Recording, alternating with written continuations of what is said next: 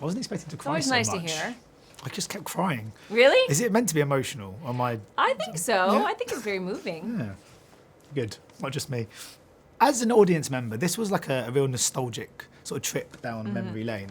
And it really felt like, in the best way possible, a real sort of throwback to kind of classic, kind of great action movies. Did it feel a bit like that being in it? Did it feel like you were in a classic action movie, if that makes sense? In the sense that things were done practically, yes. There was no CG, so there were flying scenes, and all the actors were really in the planes, and I was really in a plane, and we were out there sailing a boat in huge waves and strong winds. So yeah, in that sense, it did for sure.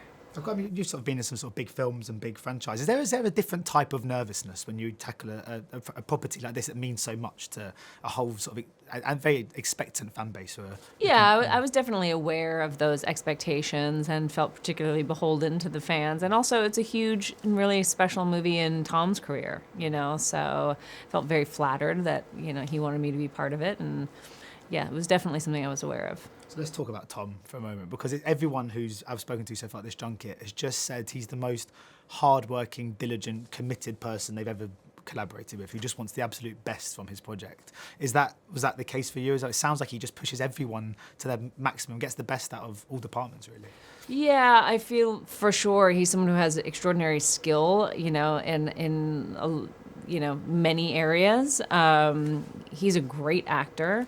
But he also is, yes, the most disciplined, committed person I've ever come across. And he's at a point in his career where I feel like he could kind of take some things for granted, and but he doesn't take anything for granted. And he's like out there earning it every single day, which is, I think, really extraordinary.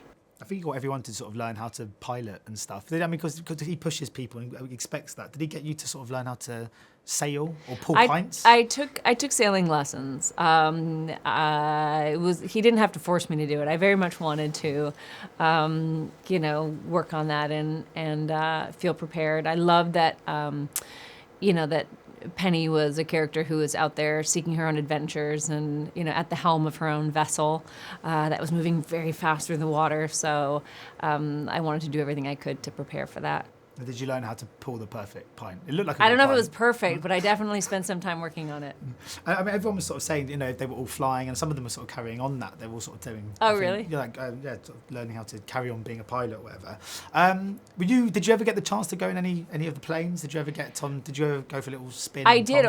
In a scene in the movie, I was in a plane with Tom that he piloted. It was actually his plane. It's a P-51.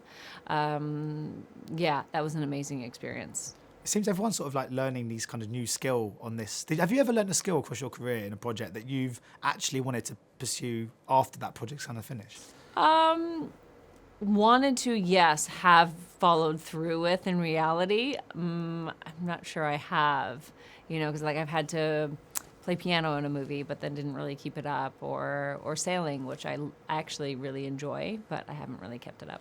I know you hadn't worked with Tom before. It's got me thinking: is there anyone that you've still yet to collaborate with that you'd love to work with on? Oh yeah, but I can never think on the spot because there are a million people. Yeah, there's so much left to do. Talking of great people, because I always thought if I meet your Paul, I've got to speak about how much I love Stellan Skarsgård. Is my favourite person in the world. Really? And you guys named your kid after Stellan Skarsgård. Yeah. So I just wanted to speak to you about how great Stellan Skarsgård is great. Yeah. He's great. He's such a great spirit and has so much fun and so much joie de vivre. It's really a great guy. And just go back to to Top Gun, because I mean, you just mentioned your character. She's got like a real emotional journey to kind of go on in this instance. How did you find kind of delving into that aspect of it and kind of doing that storyline justice in a sort of film that is so much about the kind of action and the bigger kind of set pieces, I suppose? Yeah, it's definitely, you have a limited amount of space and time to tell that story. So it was an interesting process of kind of, working together, looking at the story, refining it, thinking like, what are the beats that we actually really need? And, because you have to be, out of necessity in a movie like this, kind of efficient with that storytelling. So it was an interesting process working with Tom and Joe and Jerry and Chris McQuarrie, who was there on set a lot too, refining and editing and revising.